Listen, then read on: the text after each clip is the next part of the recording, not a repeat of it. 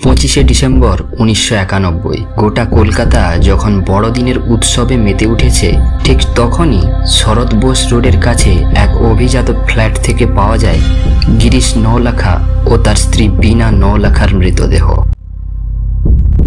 1991 সালের এই double murder case মনে করিয়ে দেয় ঠিক কতটা এফিশিয়েন্ট ছিল কলকাতা পুলিশের সোর্স নেটওয়ার্ক। এই মার্ডার কেসে প্রথমেই প্রশ্ন ওঠে, নওলাখা দম্পতি কলকাতার এক হাই ক্লাস সোসাইটিতে বসবাস করতেন, যেখানে 24 আওয়ার্স সিকিউরিটি অ্যাভেলেবল। এর মধ্যেও খুনিরা বাড়িতে ঢুকলো কিভাবে? কোনো রকম ফোর্সড এন্ট্রির চিহ্নও ছিল না। আর অন্যদিকে গোটা ফ্ল্যাট একদম তছনছ করে দিলেও নওলাখা পরিবারের ছেলে বৌমার ঘরে খুনি একবারের জন্যও ঢোকেনি। তবে কি খুনিকে ঢুকতে সাহায্য করেছিল ভেতরের কেউ, বা খুনিকে চিনত নওলাখারা? 1991 সালে টেকনোলজি আজকের মতো এত স্ট্রং ছিল না।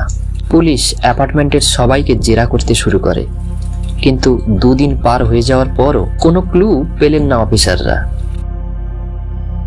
আর এটা সেই সময়কার কেসের কথা বলছি, যখন কোনো রকম টেকনোলজি তো অনেক দূর, হাতে মোবাইল ফোনও ছিল না।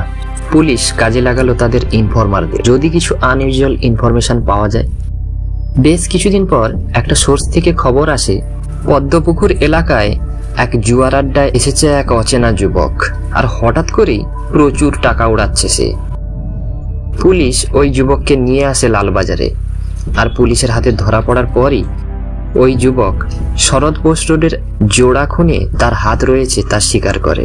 সে জানায় তার নাম খোকন, সে যুগল খেতাওয়াতের অফিসে পিয়নের কাজ করে, আর তাকে নওলাখাদের খুন করার জন্য দায়িত্ব দিয়েছিলেন যুগল খেতাওয়াতের স্ত্রী বিমলা।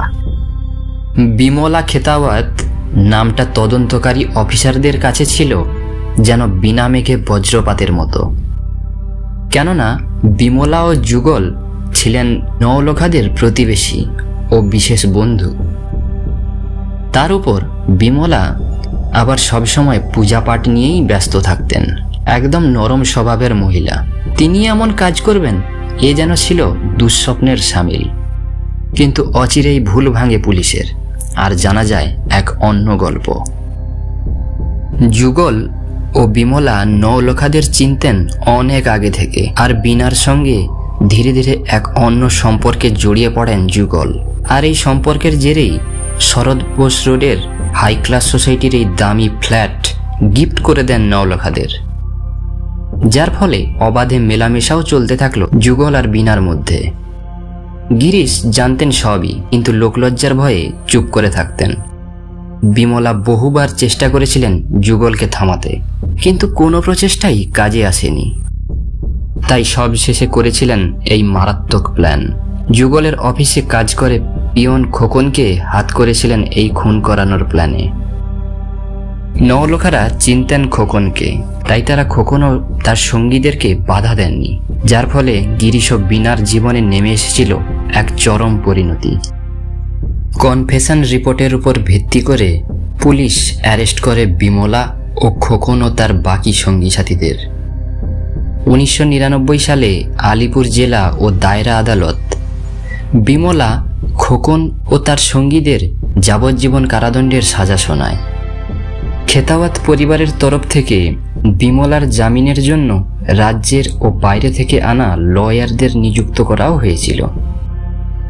এই হাই প্রোফাইল মামলা পরে হাইকোর্ট থেকে সুপ্রিম কোর্ট অবধিও যায়, কিন্তু ততদিনে বিমলা শারীরিকভাবে প্রচণ্ড অসুস্থ।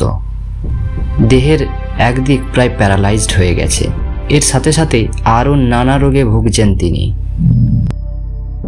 সুপ্রিম কোর্টের শর্ত সাপেক্ষে জামিন পেয়ে বাড়ি ফিরে আসেন বিমলা, আর 2008 সালের জুন মাসে তার বাড়ির 10 তলা বারান্দা থেকে ঝাঁপ দিয়ে নিজেকে শেষ করার চিন্তা করেন তিনি।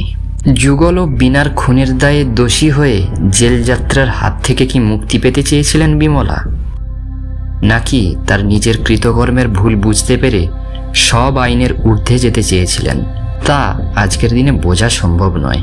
কিন্তু নওলাখার ডাবল মার্ডার কেস এমন বার্তাই সমাজে দেয় যে যারা সবসময় অবহেলিত হয়ে এসেছেন তারাও নিতে পারেন এমন চরম সিদ্ধান্ত, যার ফল হয়তো ভুগতে হতে পারে অন্য কাউকে। ঠিক যেমনটা করেছিলেন বিমলা খেতাওয়াত। শুধু বিমলাকেই কি দোষ দেওয়া যায়? যুগল ও বিনার কি কোনো দোষ নেই? এই কেস নিয়ে আপনার মতামত জানান কমেন্টে।